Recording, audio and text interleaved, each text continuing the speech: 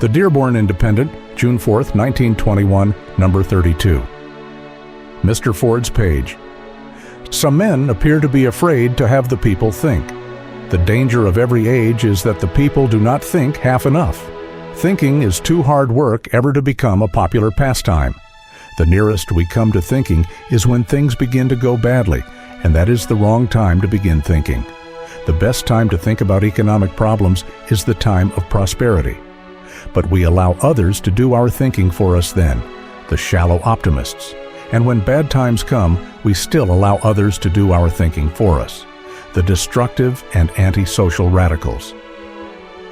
A man out of work cannot think completely round the subject. The man who has a job and is reasonably secure is able to consider the whole subject in a normal light and reach constructive conclusions.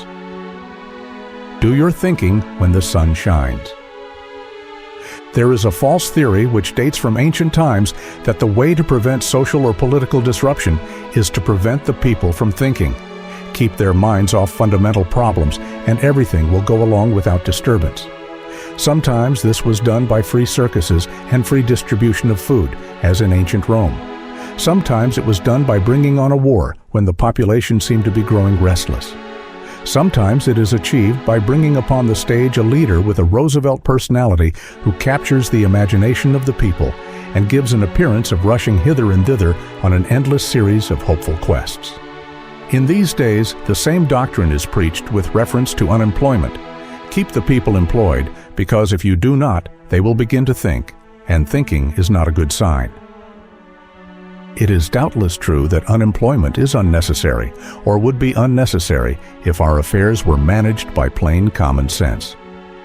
There is always enough to do and always enough people willing to do it, but there is always also that little understood matter of money which usurps so big a position in the question.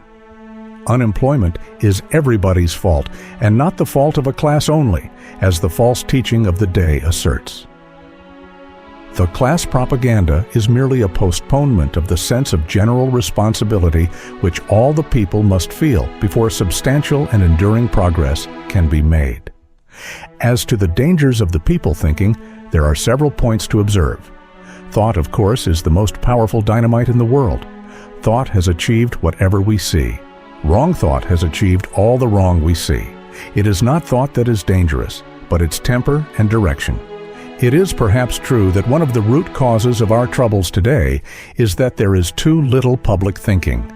More people are reading than ever before, as witness the enormous editions of incendiary literature which the radical organizations circulate. But what they read stirs up something besides thought. It stirs up passion, resentment, hatred, the latent destructive faculties, and puts the man into fierce vibration. But this is not stirring up thought. Thought has quite another tone and result. What little thought may be mixed in these manifestations of the destructive passions is thereby contaminated, prostituted, and neutralized. Men cannot think under such conditions. The real problem is not how to prevent the people thinking and asking questions, but how to make it possible for them to think under right conditions. During the period of stress and unemployment, which is now happily past, many people did a great deal of so-called thinking. That is, they brooded, and they made vows, and they gave vent to great denunciations. It was not purposeful thinking. How could it be? When a man is in a corner, how can he be expected to be philosophical? Unless, of course, he is an extraordinary man, and if he were that, the chances are he would not be in a corner. Our best social thinking is not done in periods of stress and enforced idleness. Indeed, you can measure the difference between real thinking and brooding by measuring the difference between leisure and idleness. Leisure is necessary to thought, but idleness seems to be the enemy of thought. Leisure is a breathing period in a situation in which the man feels secure. Idleness is a brooding period in a situation in which the bottom has apparently dropped out of the man's security. If the layoff last winter could have been employed as leisure, if men had been so well provided for that they could have looked upon the layoff as a welcome vacation, the mental results would have been beneficial to the country. As it was, the idleness was not leisure, and the psychological recovery is just as necessary as the economic recovery. The farmer is a good illustration of this. No one can deny that the farmer has been very hard hit, and that his problem is the problem of every one of us. Until we regard the farmer's problem as our own, we are neglecting a bulwark of our economic security and our social solidarity.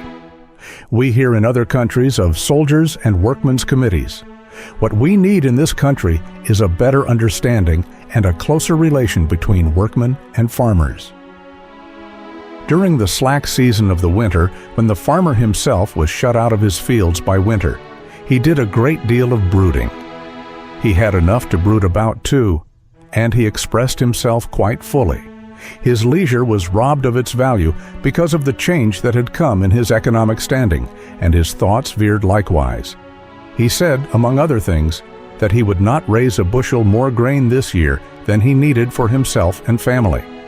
He was through being the football of the profiteers. He would show them that they could not do as they liked with him. It was a serious threat. Aside from the economic phase of it, there was something ominous in the priests of the soil threatening to prevent the forces of nature doing their seasonal work. But what has occurred? The sun of spring began to shine, and the spring rains came down, and the farmer went forth to his fields. He began to work. Work began to heal him. It is safe to guess that what the farmers think by the end of the season, by the time of harvest, will be more constructive than what they thought during the winter. If the people only would think, and if conditions could be maintained which would enable them to think constructively, few problems would remain unsolved. Prosperity is the best time to think, for then you have the elements which are desirable to be maintained, and which the thoughtlessness of the people are sometimes a very large element in destroying. Why is it that public thinking under conditions of prosperity is more valuable to the public interest than the so-called thinking which is done under economic stress? The answer is clear. First, the man is free to think without bias or resentment. There is no sense of personal wrong resting upon him, no feeling of bitterness twisting all his views into one channel. Second, the elements which are fundamental are present before him: the fact of work and its necessity, the fact of home and its security, the fact of society and the great dependence it has on ordered industry. Third, a general view into all the grades of life which ease of mind permits him, and which stress of mind often shuts out. He can consider his children and their education, morals and their sanction, literature, science, politics, all the things which are shut out and undervalued when mental stress forces the mind into merely class questions. Now, with none of these things present, but with himself forced down to the animal plane of finding something to eat, plainly the man is not in a position to do all-round thinking, and it is all-round thinking that is going to save the people from lopsided mistakes. Our education cannot be too general, our acquaintance with the grades of life too wide, for in the breadth of our view comes the correction of our tendencies to narrowness. Therefore, the agitators of destruction know exactly what they are doing when they choose the times of depression for their propaganda. Would that the children of light were as wise to choose the times of prosperity for the cultivation of sound, unbiased, and constructive thinking upon the matters pertaining to our common life. Anyone who preaches that the people must be prevented from thinking is as dangerous to society as are those who spend immeasurable zeal in their efforts to make society think wrongly. It is when all the people think normally and wholesomely that the world will become what it might be.